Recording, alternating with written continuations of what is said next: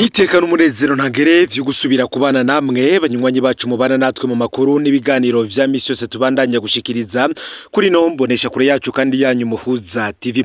Uyu numwanya tugiye kubageza ko amakuru biriko biravugwa bigezwe ko muri kano kanya nga mu gihugu c'u Burundi, akaba ari amakuru tuza kugaruka kuri vyinshi bitandukanye biriko biravugwa irya rino nga mu gihugu c'u Burundi gusa cane cane tukaza kugaruka kuba biriko biravugwa mu gisata ca politike. Muri kano kanya hoba umukuru w'igihugu Varisito Ndayishimiye ndetse n'umunyabanga mukuru umugambwe uri ku butegetsi CNDD-FDD Nyeniteka Reverend Ndikuriyo bose bari mu gihugu ca Tanzania aho bitavye ibirori vyo kurahira kwa President Samia Suluhu Hassan w'igihugu ca Tanzania yemejwe ko yatsinze amatora ku majwi 98% muri ico gihugu ca Tanzania nyene. Benshi bamaze iminsi bumva ivyibiwa bivugwa ko mu mugambwe indane inzu iriko irasha muri CNDD-FDD. Bamwe mu bihangange ntibacerekwa zimwe mu ngingo zifatwa na President Varisito Ndayishimiye cyane cyane harimo nko gupfunga bo bahoranye ku rugamba ndetse n'izindi nyinshi ziba zijanye n'ingene hari amwe mu majambo abwirwa bene gihugu gusa ingero yayo ikabura. Hari ipfungwa ryarengewe mu bunyoni ryateje icuka kibi cyane mu mugambwe CNDD-FDD. Iyo naryo benshi bakaba bavuga ko rifitanye isano n'urupfu rwa President Nkurunziza, aho benshi batari baronka inyishu ingene President Nkurunziza yoba yarishwemwo. Hari abandi kandi bavuga yuko President Varisito Ndayishimiye yoba abifisemwo ukuboko, ivyo natwe ntitubizi. Abandi bakavuga yuko mu mugambwe CNDD-FDD noneho hariko abandi bashaka guhorera ipfungwa ry'umugenerali Bertin Gahungu, uyu nawe aherutse gupfungwa mu minsi iheze. Akaba ari n'abandi bo mu nzego z'umutekano bagiye barafatwa bagapfungwa mu bihe bitandukanye. Ivyo navyo rero President Varisito Ndayishimiye akaba ari biri mu vyo ariko arazira. Gusa igihambaye nuko benshi bavuga yuko iri nyinyura riri mu mugambwe CNDD-FDD ryibonekeza hagati cyane y'umunyamabanga mukuru umugambwe Reverend Ndikuriyo ndetse na President Varisito Ndayishimiye. Ngo nukuvuga ko ngumwe ahagarariye abitwa ko bari mwiragi rya President Nkurunziza, uyundi nawe akaba ahagarariye uruhande rwa President Varisito Ndayishimiye. Bamwe bati rero umugabo ninde, bamwe bati ninde azoheza ivy'intambara ivugwa hagati y'abagabo bose. Reka tugaruke kuri vyinshi biriko biravugwa. Haraciye igihe turonka amakuru y'umuntu avuga ko ari mu bajejwe umutekano w'umukuru w'umugambwe CNDD-FDD Reverend Ndikuriyo. Uyu muntu avuga ko yipfuza kuburira abarundi n'umukuru w'igihugu ku nteguro abona ziteye ubwoba. Iyi nkuru kandi ikaba iri mu rutonde rurerure rw'inkuru tuzobashikiriza ziri mu ntahe y'uyu muntu. Uti jewe ndabandikiye sinifuza ko mwoshira habona umwidondoro wanje, izizatuma umutekano wanje ubangamirwa. Ndi umuntu muto cyane ariko amabanga njejwe yamaye kumenya no kubona vyinshi mu bikorwa vy'umukuru w'umugambwe CNDD-FDD Reverend Ndikuriyo.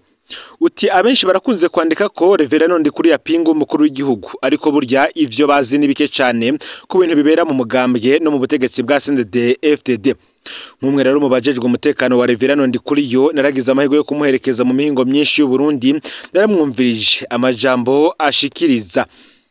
Usivye n'amajambo kandi ashikiriza, naregere kandi ndihweza abo bakorana. Hari ivyo numva n'ivyo mbona bikantera ubwoba kubijanye n'akazoza ku Burundi.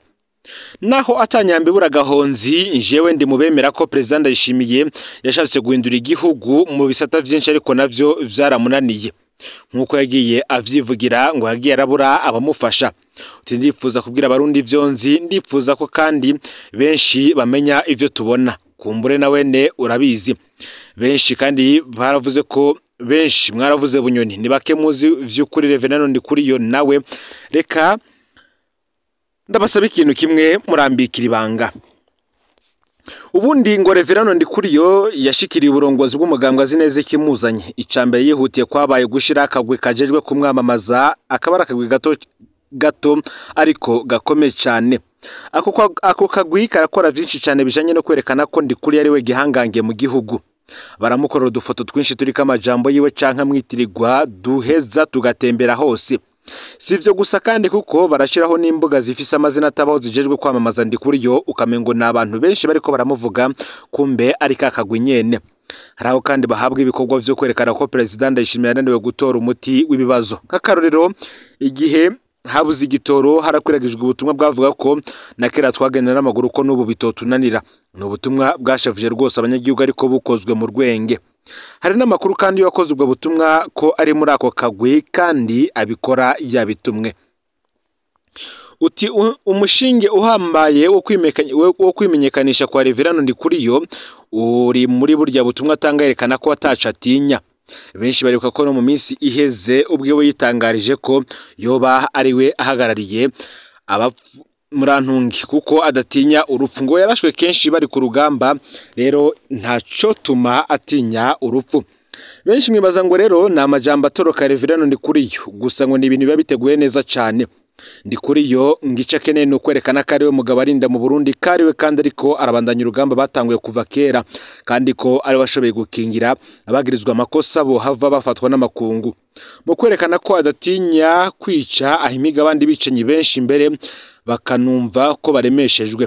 Mu kwanka ko abasuma bafatwa rero hari ubutumwa bayahaye abagumya banga benshi, usanga umwe wese afise ico yivye ku rugero rwiwe, maze bakumva ko ari we wenyene azobakingira mu gihe ubutumwa bwa Ndayishimiye bwobo buba bubatera ubwoba. Nkuko abandanya abivuga kandi hari ikindi yagiye aragaruka ko uti kandi benshi barakunze kwerekana ingene President Ndayishimiye ahamagarira bene gihugu kwerekana indongozi ziryibiturire, ariko Ndikuriyo akavuga ko ivyo bifise inzego zibijejwe kandi ko uzofatwa dodobereje inzego azomushira ku rutonde rwirabura. Birya twebwe turabimenyereye kuko yari amaze kuvuga kenshi katabishigikiye. Utinje ubwanje nariyumviye Geras Ndabirabe amubwiye ko intumbero yo kugwanya ibiturire President ariko arafata ari nziza.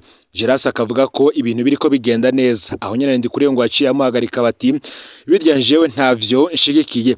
Ndikuriyo akavuga ko abo badeje bariko bariruka ko aribo bigisha umugambwe ruguru, ko bibandanije gutyo rero ataco bazohanoba hageze amatora. Ngo ni ibintu yavuze ashavuye cyane, aranavuga ko mbere acamagara umukuru w'igihugu amumenyeshe ko atabishigikiye na gatoye. Tuzi iyo vyahereye, ariko murabona ko yaruhiye kubivuga icese ku mugaragaro aravuguruza umukuru w'igihugu. Kandi nanone hakaba ari vyinshi vyagiye biravugwa. Reverano Ndikuriyo yaramaze umwaka kwira igihugu cyose atanga inyigisho mu rwaruka cyane cyane. Ahatari hake njewe twarajanye nk'umwe mu bajejwe umutekano wiwe. Ni kenshi njewe na bagenzanje twibajije nimba ko umukuru w'igihugu azivyigishwa muri izo nyigisho. Hariho inyigisho zisanzwe zitangwa n'abandi banyamabanga b'umugambwe, ngariki ziteye ubwoba zose zitangwa na Reverano Ndikuriyo ubwiwe. We yafashe ijambo yigisha ibintu bitatu gusa, ariko byose bifise ingene bigaruka kumuhayagiza we nyene ubwiwe. Ubwa mbere aravuga ivyo bita kahise k'igihugu. Ugeze ngaho urumva ko yigisha amacakubiri y'amoko hanini, akifuza ko urwaruka rw'abahutu rugumana ishavu rya kahise. Ngaho kandi aragaruka cyane ku rupfu rwa President Ndadaye, aho aca yerekana ingene yabaye mu basavye ikiziga ca President Ndadaye. Mu gice cya kabiri noneho aravuga ingene urugamba rwari rugoye, aho naho aguma agaruka ku butwari bwiwe mu rugamba be n'abandi bakeye mu ntwazangabo za CNDD-FDD. Ikizira muri ivyo byose ni ukuvuga ubutwari bwa President Ndayishimiye. Ivyo amuvuze yerekana ingene Ndayishimiye atigeze akomereka ku rugamba, ariko agashimika ko intwari zozo zahakomerekeye. Mu mvuga ifobetse cyane urumva ko yigisha ko Ndayishimiye yari umutinyi ku rugamba. Igice cya gatatu noneho kijanye n'ubutwari bwa President Nkurunziza, uwo aramuteba ko rwose akibutsa iragiye abasigiye. Nongaho wumva yerekana ko ari we musubirizo wa Nkurunziza, yerekana ko ari we yumva ibintu nka Nkurunziza. Ukuntu avuga Nkurunziza wumva nko kurondera kwerekana ko Ndayishimiye ataca avuze, ahubwo ashobora kuba atari mu murongo wa sogo. Ariko vyose bivuzwe mu bwenge bwinshi cyane. Mu ncamake inyigisho ziwe zerekana intwari zitatu zihambaye: Ndadaye, Nkurunziza, Ndikuriyo. Ngo kandi ibintu avuga birakora ku mutima urwaruka, ararwegereza, arangiza rusororera kandi akavuga imvugo irukaburira kugwana nkawe. Aho kera imbonera zaboneka ari za Nkurunziza, ubu yarahejeje kuzigiriza Ndikuriyo. Mu rugero rudasanzwe rero Ndikuriyo asigura izo nyigisho mu kuvuga ko igihugu gifise ibibazo byinshi ku buryo ashobora kwaduka indi myerekano y'abanyagihugu. We rero agasigura ko imbonera ziteguye mu mihingo yose kugira ngo zize zibuze iyo myerekano. Wome ngo arategura abazogwanira Ndayishimiye, ngari igitangajwe rwarukana rwigishwa ivyumviro vya Ndayishimiye, ahubwo narwo rwigishwa ivyumviro vya Reverano Ndikuriyo, umunyababanga mukuru w'umugambwe uri ku butegetsi CNDD-FDD. benshi rero bakabona ko n'ubundi inyigisho za Reverano Ndikuriyo zose zigenda zikagaruka ku biba biriko biraja mbere nga mu gihugu cy'u Burundi gusa kandi bikanavugwa yuko hari injyane zidasanzwe muri CNDD-FDD aho bamwe bavuga yuko atagikozwe bazisanga Reverano Ndikuriyo canke se uruhande rumwe rwigaranzuye urundi. Bamwe bati baracigana, abandi bati buri wese yamaze kumenya ingene yoheza undi, ni ikibazo c'umwanya gusa.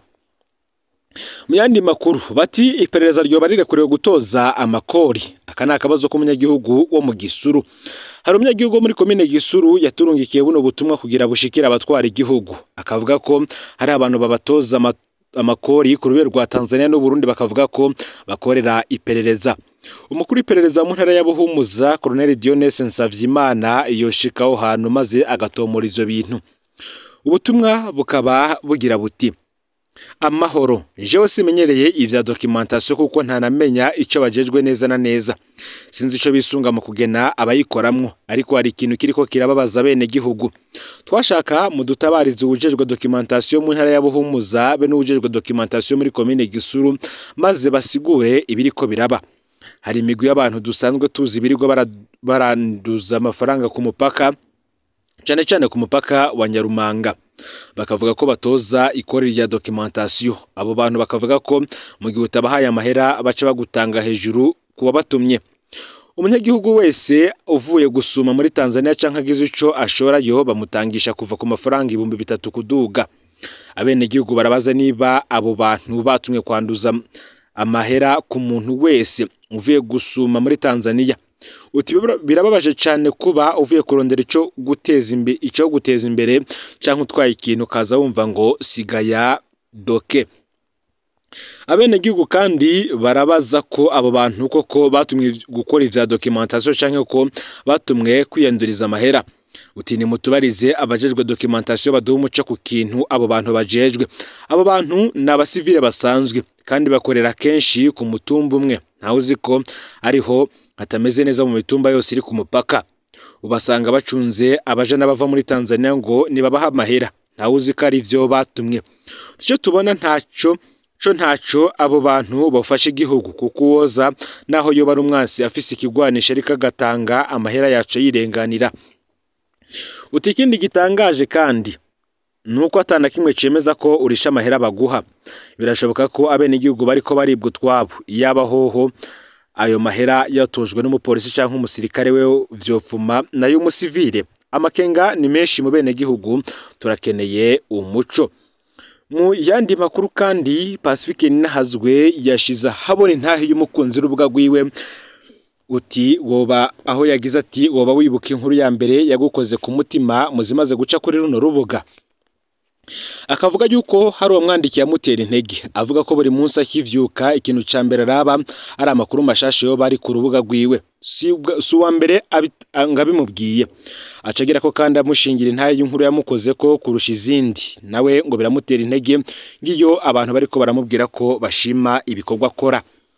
Reka tubasangize natwe intahe y'uwo mukunzi w'urubuga rwa Pacifique Ninahazwe, aho yagize ati: turabashimira ku makuru mudusangiza, buryo urubuga rwanyu rwaramaze kwigarurira imitima ya benshi, na jewe ndimwa. Nifatiye akakarorero ncugura telefone mbaza kuraba inkuru washize ku burya na message umuntu aba yanyandikiye nza kuyisoma ruko najeje kuraba ku rubuga rwawe ko ataco wadushiriyeko. Mu nkuru uhora udushikiriza, inkuru ya mbere yankoze ko kandi yambabaje ni y'amahaso yo kumutakura bicwa mu mwaka wa 2015 n'umuryango wose wari mwarujya rupangu. Ikigeretse ko kandi n'umukozi yabakorera yari umugenzi, twari mwishiramwe rimwe ryitwa umwizigirwa service, naje na n'umuboyi kwa kanaka. Nagira ngira ico mvuze ku nkuru warayiduhaye ingene umukuru wa CNDH yahoze atesha agaciro raporo mukora agashaka no kweza amakosa y'ubutegetsi, none nawe vyarangiye ahunze iyo ntwaro nyene. Iyi nkuru ikwiriye kubera akarorero abandi ntibazube nka 60 nyini muraba, kuko Bunyoni ntawarazi ko yogera harya ageze ubu. Kumbure nuko atawuvugana nawe ubu ndaza aricuza kuvyakoreye abana b'u Burundi, ndazi aripfuza gusaba ikigongwe abo yakoreye nabi bitagikunda. Mugenzi urabandanya kudusangiza amakuru y'irya nino turabigushimira. Hama inkuru yawe wadusangije kuri anniversaire yawe uzotegura ikiganiro kiyerekeye nk'uko utegura ibindi vyose bizofasha kwigisha benshi cyane cyane abashatse kukwimbira icobo Imana igakinga, bamwe bakaba bageze no mwibohero ariko nawe ukiriho. Naho uri mu buhungiro amahanga araryana ndabizi, nanje narahabaye mu buhungiro mu nkambi Induta muri Tanzania narahabonye. Ninaba hari ico nanditse kitakunezera ukimbabarireko. Pacifique uyu muntu yanditse ubutumwa buryoshe gusoma ariko aburangiza asaba ikigongwe ko yoba avuze nabi. Ubutumwa bwiwe ngo Pacifique ashimye kubishira habona kugira ngo amwereke ko yabuhaye agaciro, ahari yumve ko nawe mushimiye cyane. Uti n'undi wese yumva yifuza yaga inkuru yamukoze ko cyane amutera intege ntaze bitinye kuko bizohora bicishwa ko nkuko yama bikora, bazogoma kandi banyegeza amazina n'imyidondoro y'abamwandikira. Iyo nkuru yavuze ko yamukoze ko yerekeye abahungu babiri b'amahasa Frank na Freri Hakizimana, abo bose biciwe hamwe n'umuvyeyi wabo Pantaleon Hakizimana ku igenekerezo ya mbere ukwezi kw'indwi umwaka w'ibihumbi 2015 mu rupango babamwo kumutakura.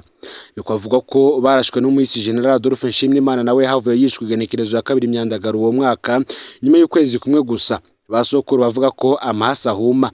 Uwo munsi muri urwo rupango harishwe n'abandi bose barusanzwemwo, mbere n'abariko bararengana kwibarabara ntibabihanganiye. Freri na Frank be n'umuvyeyi wabo ntibari baragiye mu myerekano yo kwiyamiriza ikiringo ca gatatu ca Nkurunziza, ngo nta politike bajamwo, ariko urupfu rwabo rwarababaje benshi. Umunsi bicwa inzu yabo yarasambuye mu buryo bwose, ngo hararondegwa ibigwanisho, nta kigwanisho na kimwe cariyo. Iyi nkuru natwe tukazoyigaruka ko makuru yacu atatu bageze ko ivyabaye kuri uno munsi igenekerezo ya mbere ukwezi kw'umwaka w'ibihumbi 2015 ko batazi neza ingene aya mahasa iyo bayarishwemwo. Ngaho amakuru yaragezwe ko muri kano kanya ufyende subscribe canke sabone niba utarafyenda ko kugira ngo tujucikanwa nadushikiriza usangiza no makuru bagenza aho bari hose kugira ngo nabo baje barabo mu bambere bashikirwa nabiriko biravugwa bigezwe ko ngaha mu gihugu cy'u Burundi, hanze imbibe z'igihugu cy'u Burundi ndetse no mu makungu ya kure. No Muhuza TV rero Imana ibahezagire mu bikorwa vyanyu vya misi yose muriko murakora.